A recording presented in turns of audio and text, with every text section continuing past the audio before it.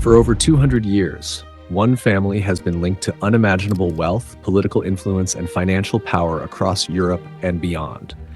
From royal courts to the rise of modern banking, the Rothschild name became so powerful, they financed governments, funded wars, moved gold across borders, and helped shape entire nations through money and credit.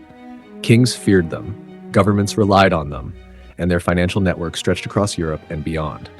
But how did one dynasty build a secret empire like this? And what is the truth behind their influence today?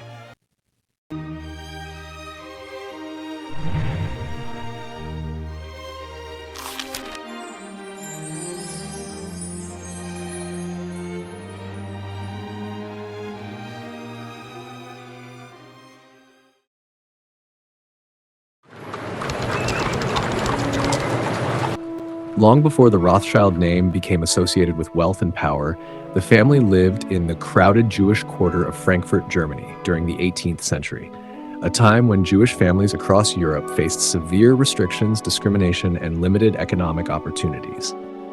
The streets were narrow, homes were packed tightly together, poverty was common, and for many families living inside the Frankfurt ghetto, survival itself was a daily struggle. But inside one small house marked by a red shield hanging above the doorway, a young boy named Meyer Amschel Rothschild was growing up with ambitions far bigger than the world around him. That red shield, Rothschild in German, would eventually become the origin of the Rothschild name. At a young age, Meyer showed an unusual understanding of money, trade, and negotiation. While many around him struggled simply to survive, he became fascinated by rare coins, banking systems, and the financial networks that connected Europe's wealthy elite. And in the 1700s, information was power. Europe was constantly changing. Kingdoms rose and fell, wars drained national treasuries, rulers needed money, and the people who could move money across borders quickly became some of the most valuable men in Europe. Meyer understood this before almost anyone else. What began as a small coin-dealing business slowly evolved into something much larger. Through careful relationships, strategic loans, and an extraordinary talent for finance, Meyer started building connections with aristocrats, military leaders, and royal families. But one relationship would change everything. In the late 18th century, Meyer caught the attention of Prince Wilhelm of Hesse, one of the wealthiest rulers in Europe at the time. Handling the prince's finances gave Meyer access to enormous amounts of capital and, more importantly, trust. And in banking, trust was worth more than gold. While most merchants thought locally, Meyer Rothschild was already thinking internationally. He believed that true power wouldn't come from one city or one kingdom, but from controlling financial networks across multiple nations at the same time. It was a revolutionary idea, and to achieve it, he would turn his 5 sons into the foundation of a financial empire unlike anything Europe had ever seen. That was only the beginning. The 5 Sons Strategy. By the early 1800s, Mayer Amschel Rothschild was no longer just a banker in Frankfurt. He was building something Europe had never seen before, a financial network designed to operate across entire nations. But Mayer understood something most people at the time did not. Empires were not built by money alone. They were built by communication, speed, trust, and control of information. And so instead of keeping his business in one city, Mayer made a decision that would change the future of European finance forever. He sent each of his 5 sons to a different financial capital across Europe. One remained in Frankfurt, another was sent to Vienna, another to Naples, another to Paris. And perhaps most importantly, Nathan Rothschild was sent to London, the rising financial heart of the British Empire. Come closer. You are 5 brothers. I want you each to start a banking business in a different country. One to go and open a house in Paris, one in Vienna, one in London. Choose the most important centers. In your day, there will be many wars in Europe. And nations that have money to transport will come to the Rothschilds because it will be safe. You must stand by one another. At the time, Europe was in chaos. The Napoleonic Wars were spreading across the continent. Governments were desperate for money, armies needed funding, trade routes were unstable, and communication between countries was painfully slow. But while kings and politicians struggled to keep up with events, the Rothschild family was building a private international network capable of moving money, information, and credit faster than almost anyone else in Europe. Messages traveled through trusted couriers. Financial intelligence crossed borders in secrecy. And because the brothers operated in multiple countries at once, they could react to political and economic events with incredible speed. In many ways, the Rothschild system operated like an early version of a global banking network, decades before modern technology even existed. And at the center of it all was Nathan Rothschild in London. Unlike many bankers of the era, Nathan was aggressive, highly disciplined, and willing to take enormous financial risks. He quickly expanded the family's influence inside Britain's financial system, building relationships with merchants, government officials, and investors. Then came the moment that would define the Rothschild legend forever. The Battle of Waterloo. In 1815, Europe stood on edge as Napoleon Bonaparte faced the Duke of Wellington in one of the most important battles in modern history. The outcome would reshape the balance of power across Europe. And according to historical accounts, Nathan Rothschild's financial network received news of Napoleon's defeat faster than many government officials in London. That speed gave the Rothschilds an enormous advantage in the financial markets. Over time, stories surrounding Waterloo grew into legends, some true, some exaggerated, helping fuel the mystery and controversy that would follow the family for generations. But whether myth or reality, one thing was becoming undeniable.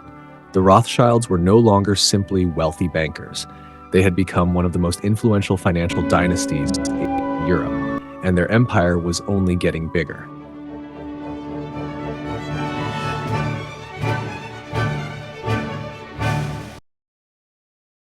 By the early 1800s, the Rothschild family had transformed from local bankers into an international financial network stretching across Europe.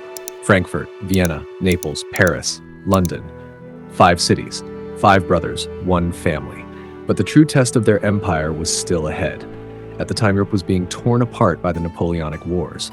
For over a decade, Napoleon Bonaparte had reshaped the continent through military conquest, leaving governments desperate for money, weapons, supplies, and credit. Wars were no longer fought only with soldiers, they were fought with finance. And few understood that better than Nathan Rothschild in London. Aggressive, calculating, and fiercely ambitious, Nathan had rapidly expanded the family's influence inside Britain's financial system. By his early 30s, he was already handling enormous international transactions and building relationships with merchants, investors, and government officials on a scale Europe had never seen before. And after Waterloo, governments across Europe increasingly turned to the Rothschild family for loans, war financing, and access to international capital.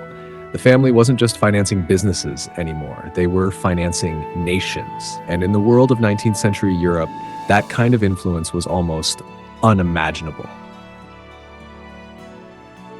But they didn't stop at banking. As Europe entered the Industrial Revolution, a new opportunity appeared: railroads. At the time, railways were transforming the continent. Cities were becoming connected for the first time in history. Trade accelerated, factories expanded, entire economies began changing almost overnight. But building railroads across Europe required enormous amounts of money. And once again, governments and industrialists turned to powerful banking families for financing. The Rothschilds moved in fast. They financed railway systems, invested in mining operations, and expanded into industries tied to coal, iron, and steel, the raw materials powering Europe's industrial explosion. The family was no longer simply lending money. They were helping build modern Europe itself. By the mid-1800s, the Rothschild name had become legendary across the financial world. Their influence stretched from London to Paris, from Vienna to Naples. Some admired them, some feared them, and others became obsessed with the idea that no family should ever hold that much financial influence. As revolutions, economic crises, and political unrest spread across Europe, suspicion toward elite banking dynasties began growing rapidly. Newspapers, rivals, politicians, and conspiracy theorists increasingly targeted the Rothschilds, turning the family into both a symbol of wealth and controversy. But while Europe focused on old money and old empires, something massive was happening across the Atlantic. A new financial power was rising: America. And soon, Wall Street would challenge the dominance of Europe forever. America, Wall Street, and the new money empire. By the late 1800s, the Rothschilds had already conquered European finance. Kings trusted them. Governments borrowed from them. Their banks stretched across the continent like a financial spiderweb connecting Europe's most powerful cities. But while Europe looked backward toward old empires and royal bloodlines, America was building something new. Something faster, more aggressive, more dangerous. Industrial America exploded almost overnight. Railroads cut across entire states. Oil fortunes appeared out of nowhere. Steel factories reshaped cities. Immigrants poured into the country searching for opportunity, while Wall Street rapidly transformed into the beating heart of a new economic empire. And with that rise came a new type of financial titan. Not aristocrats, not royal bankers, but ruthless industrial capitalists, men like Rockefeller, Carnegie, Vanderbilt, and above them all, J.P. Morgan. Morgan wasn't interested in being merely rich. He wanted control. By the late 1800s, his influence over American finance had become enormous. He financed railroads, rescued collapsing companies, controlled massive industrial mergers, and helped shape the modern structure of Wall Street itself. It's the largest bank in America, more than $2 trillion in assets. Right now, they're also the biggest bank in the world by market capitalization. From the panic of 1907 to 2007, the subprime mortgage crisis and the financial collapse thereafter, J.P. Morgan Chase has been at the center of American banking for over a century. And unlike the old European banking dynasties, Morgan operated with brutal speed. America had entered the financial game, and the old powers of Europe could no longer ignore it. At first, many European elites underestimated the United States. To them, America still looked chaotic, a young country obsessed with speculation, expansion, and risky capitalism. But behind the chaos was something far more powerful: growth. Relentless growth. Factories multiplied, railroads expanded, industries exploded, fortunes became larger than anything Europe had ever seen. And the Rothschilds understood something critical. If the future of finance was shifting toward America, then the future of power might be shifting too. Then came disaster. In 1893, America's economy collapsed into one of the worst financial panics in its history. Banks failed. Businesses collapsed. Investors panicked. Unemployment surged across the country. And even worse, the US government itself was running dangerously low on gold reserves. Confidence in the American financial system began cracking. If the government failed to stabilize the economy, the consequences could spread across the world. That's when J.P. Morgan stepped in. Working with powerful international banking connections tied to European financial networks, including the Rothschilds, Morgan helped organize a massive gold rescue operation to stabilize the U.S. economy. It was one of the clearest signs yet that private bankers had become powerful enough to influence the survival of nations themselves. And for many ordinary people, that realization was deeply unsettling. Who truly controlled the economy? Governments or the men financing them? By the beginning of the 20th century, global finance was changing fast. The old European dynasties still held enormous influence, but now a new empire had entered the game: Wall Street. And the next chapter of history would become even darker than anyone imagined. Because soon, the world would descend into a war so devastating it would destroy empires, collapse economies, and permanently reshape the balance of global power forever. The war that destroyed the Old World and the fall of Europe. By the early 1900s, Europe looked untouchable. Its empires ruled continents. Its armies dominated the world. Its kings, governments, and financial dynasties controlled global power. And standing at the center of that financial system was the Rothschild Empire. For decades, the family had helped finance governments, move gold across borders, and build connections stretching through Europe's most powerful capitals. But beneath the surface, the entire continent was breaking apart. Germany was rising fast. Britain feared losing dominance. Russia was unstable. Nationalism was spreading everywhere. Europe was becoming a ticking time bomb. Then in 1914, it exploded. After the assassination of Archduke Franz Ferdinand, the continent descended into World War I, a conflict so catastrophic it would permanently change the balance of global power. And this war was unlike anything the world had ever seen. Machine guns tore through entire armies. Artillery turned cities into ruins. Millions of soldiers vanished into trenches filled with mud, disease, and death. Europe was bleeding itself dry. But modern war required more than soldiers. It required money. Endless amounts of money. Governments burned through fortunes trying to survive. Nations borrowed heavily to buy weapons, feed armies, and keep their economies alive, while the war consumed everything around them. And once again, powerful banking institutions became tied to the survival of entire countries. But this time, even the old financial dynasties were losing control of the chaos. For the Rothschild family, the war created a nightmare scenario. Their empire had been built on a connected Europe. Now, Europe was destroying itself. Borders collapsed. Governments fell. Entire empires disappeared.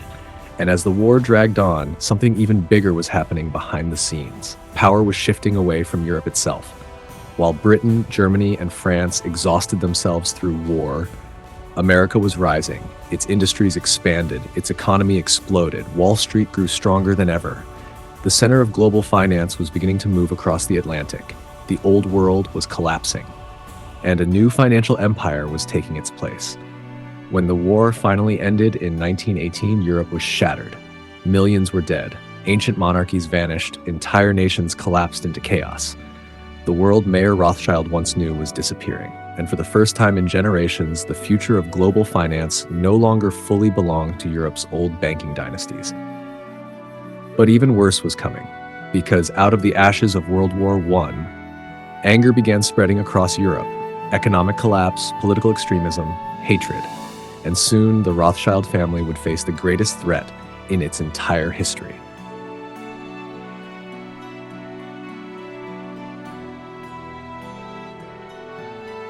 After World War I, Europe never truly recovered.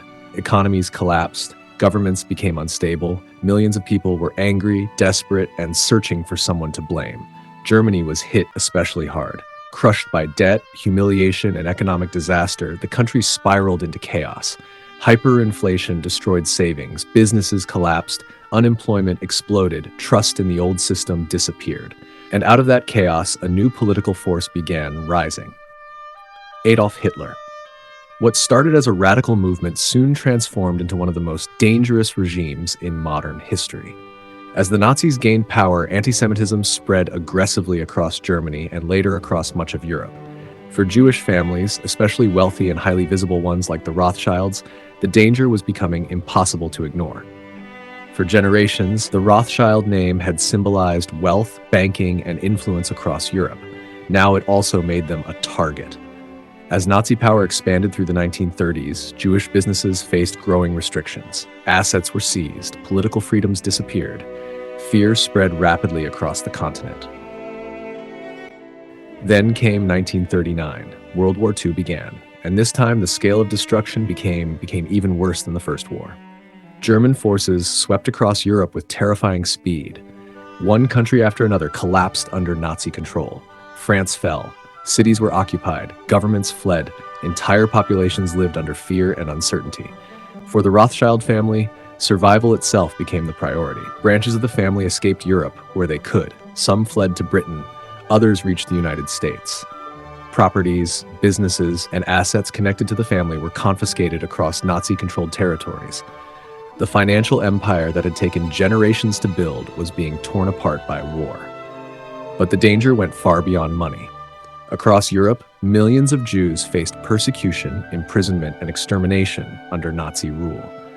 The continent was descending into one of the darkest chapters in human history.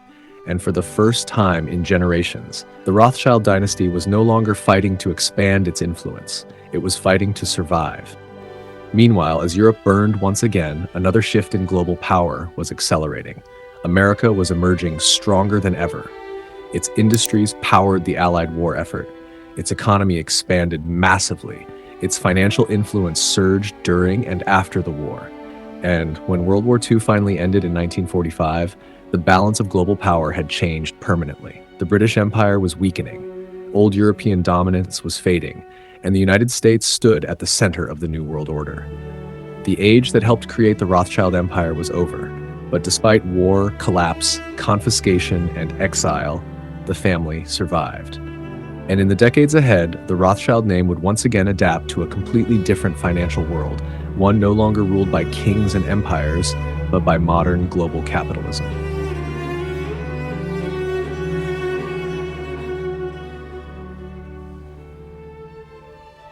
What happened to the Rothschild legacy? At this point, the structure of global finance had completely changed. The world was no longer built around a few European banking families controlling governments directly. Instead, it became institutional, regulated, globalized, and distributed across multiple financial systems. The Rothschild family did not disappear, but their role changed with the system. They transitioned from visible political-era banking influence into modern financial services, including investment banking, wealth management, advisory services, private capital structuring. Their influence became less about direct control, more about participation in a larger global financial system. The real answer to the entire story. When you look at everything from start to finish, from a small banking house in Frankfurt, to expansion across Europe, to financing wars and governments, to the rise of industrial economies, to World War I and collapse of empires, to World War II and global destruction, to the rise of America and Wall Street, to modern global finance, one truth becomes clear. This is not just the story of one family. It is the story of how global finance itself evolved. The Rothschild name became part of that evolution, not because it controlled every outcome, but because it existed through every major transformation in modern financial history. Americans strive for money. Money is power. Money is the only weapon that the Jew has to defend himself with. So the real question is not just about wealth. It is about survival across time. How does any system, any family, any institution remain relevant when the world changes completely again and again? The answer is not control. The answer is adaptation, because history does not reward permanence. It rewards those who survive every shift. Now, after understanding the full timeline, from early Europe to modern global finance, one final question remains. Were the Rothschilds truly the richest and most influential banking family in history, or were they simply the longest surviving participants in a financial system that kept changing around them? Let me know what you think. And if you made it all the way to the end, make sure to like, subscribe, and share this video, because it supports more deep documentary stories like this. And one final thought before you go. If you were placed anywhere in this timeline, from early European banking wars to modern global finance, would you have survived each transformation, or would you have been erased by history like so many others? Think about that, and I'll see you in the next one. Finance Story, the real story.